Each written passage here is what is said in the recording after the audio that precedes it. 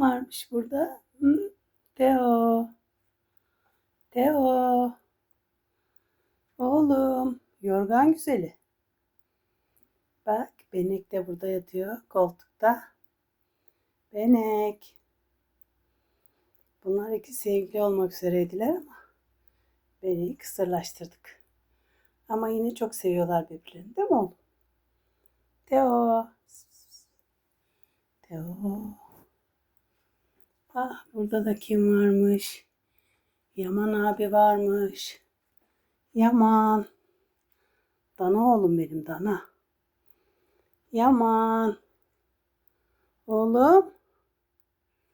Oh oh oh. Hepsi de öğle uykusuna yatmışlar. Hadi bakalım, iyi uykular. İyi uykular. Teo. Oğlum. Oğlum benim.